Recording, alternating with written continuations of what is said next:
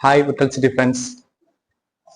இன்னைக்கு வந்து நான் இன்னொரு படமும் சேர்த்து பார்த்துட்டு வந்தோம். அதான் வந்து சட்டம் என் கையில். அதாவது தன்னால வந்து நம்ம காமெடியன் சதீஷ் சார் காமெடி ஆக்டரா நடிச்சவர், காமெடி ஹீரோ. அவர் வந்து இந்த படத்தை ஒரு வித்தியாசமான முயற்சியா ஒரு கிரைம் த்ரில்லர் பண்ணணும்னு நினைச்சு ஒரு படம் ட்ரை பண்ணியிருக்காரு. அந்த படம் தான் சட்டம் என் கையில். இந்த படத்தோட வந்து கதை ஒன்லைன் எப்படின்னு பாத்தீங்கன்னா, ஒரு ஏற்காடு ஏரியால வந்து நம்ம ஹீரோ சதீஷ் சார் வந்து கார்ல வந்து ஒரு ஸ்பீடா போயிட்டு இருக்காரு. ஒரு போன் கால் கேட்டு ஒரு விறுவிறுப்பா போயிட்டு இருக்காருங்க. அப்படி போறப்ப ஆப்போசிட்ல ஒரு வண்டிக்காரன் வரான். அவன் மேல அடிச்சு அவனை ஆளை அவுட் ஆகிடுறான். அப்படி ஆன பிறகு அவனை வந்து கார் டிக்கியில எடுத்து போட்டு போறாருங்க. அப்படி போறப்ப செக் போஸ்ட்ல இருக்கிற போலீஸ் கிட்ட சிக்கிக்கிறாரு. இந்த மாதிரி நைட் அவர் குடிச்சிட்டு வந்தனால வந்து சிக்கிக்கிறாரு. அப்படி இருக்கிறப்ப அவர் வந்து போலீஸ் ஸ்டேஷன் விசாரணைக்கு போறாங்க. அதே போலீஸ் ஸ்டேஷன்ல இருந்து இன்னொன்னு என்ன நடக்குதுன்னா, அதே ஏரியாவில சுத்தி ஒரு இளம்பெண் வந்து படுகொலை செய்யப்படுறாங்க. அப்படி படுகொலை செய்யப்படுறப்போ இதுக்கப்புறம் என்ன ஆச்சு, அந்த மாதிரி இங்க என்ன நடந்தது, அதை பேஸ் பண்ண மாதிரி தான் இந்த கதை. இதுல பாத்தீங்கன்னா அதே போலீஸ் ஸ்டேஷன்ல பாத்தீங்கன்னா சில ரெண்டு போலீஸ்காரங்களுக்கு இருக்கிற ஈகோனஸை காமிச்சிருக்காங்க. அப்படி பாத்தீங்கன்னா இந்த 3 கதையும் ஒரு ஹைப்பர் லிங்க் மாதிரி இவங்க எல்லாம் பண்றது எல்லாமே வந்து ஒரு ஹைப்பர் லிங்க் மாதிரியே காமிக்கிறாங்க. ஸ்டார்டிங் வந்து சதீசனா வந்து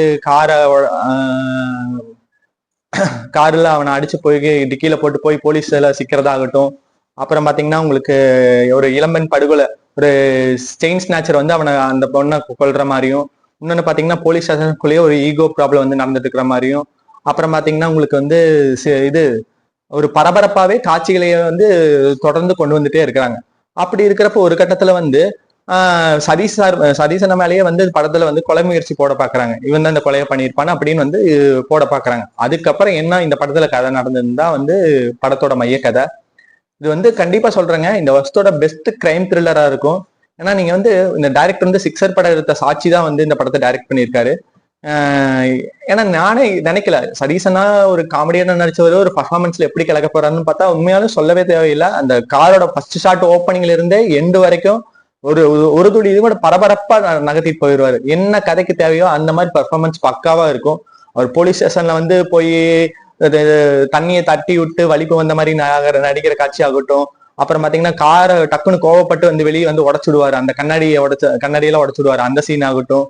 மற்றது அந்த போலீஸ்காரனை அடிச்சுட்டு அவர்கிட்ட சமாளிக்கிற காட்சி ஆகட்டும். இந்த மாதிரி கொஞ்சம் கொஞ்சமா வித்தியாசமான இதெல்லாம் பண்ணியிருக்காங்க.